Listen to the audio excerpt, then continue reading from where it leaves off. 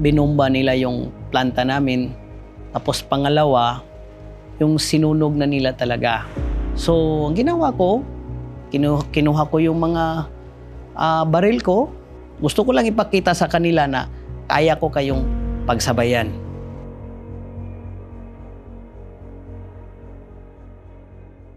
Anim kami na magkakapatid. So lumalaki kami at natutulungan kaming napag-aral ng grandparents namin.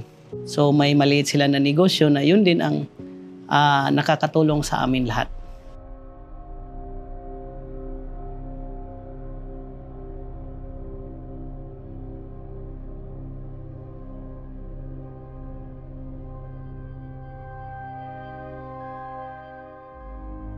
So yun nga, at the first, binomba nila yung planta namin.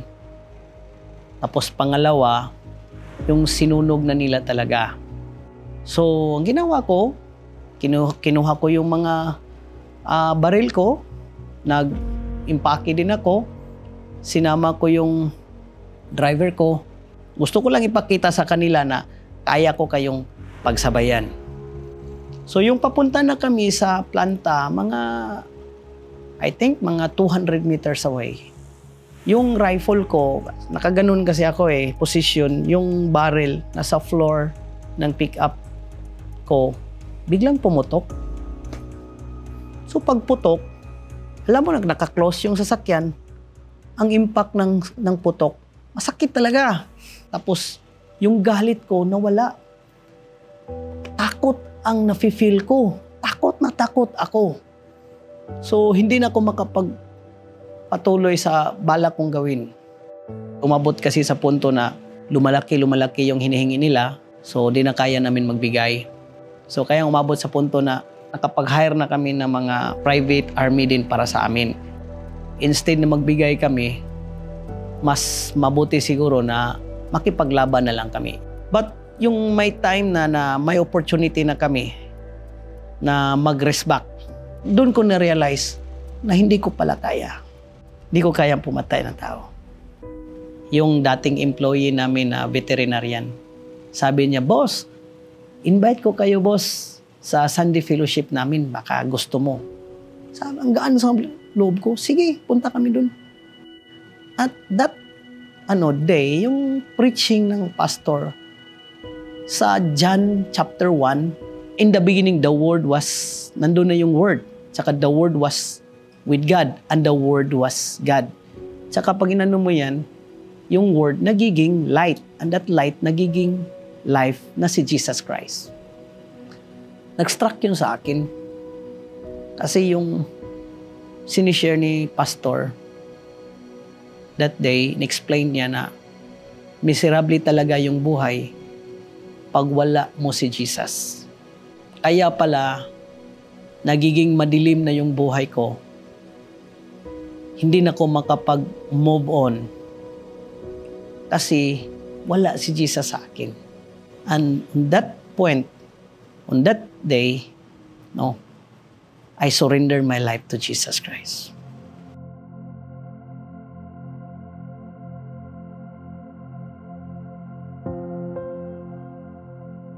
So, ang ginawa ko, pumasok na lang ako sa kwarto ko. Doon nag-pray ako. Tapos, unexplainable joy. Na instead na magalit ako sa kanila, tsaka matakot ako sa ginawa nila, parang napapalitan ng love sa kanila.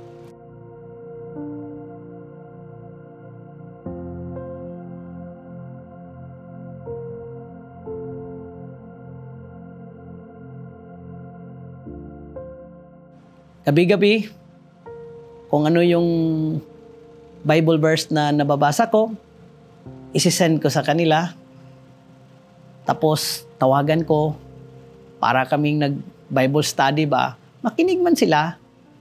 A month after, sila na nag-surrender. Sabi niya sa akin, sana kung ano man, makalimutan na natin yung lahat. A sort of parang reconciliation. Sabi ko, praise God talaga. Ito yung na-realize ko. Ang isang tao na wala sa kanila si Lord Jesus Christ, mahirapan talaga. Incomplete talaga. Kagaya ko dati, at the start, kinukulout ako ni Lord. I think okay ako, kaya ko, kasi alam ko, mabait, quote-in-quote, mabait ako. Nagsisimba ako every Sunday, but hindi pala yun ang basihan. I have to surrender my life to Jesus Christ as my personal Lord and Savior. My name is Rio Onyx Go, and this is my truth story.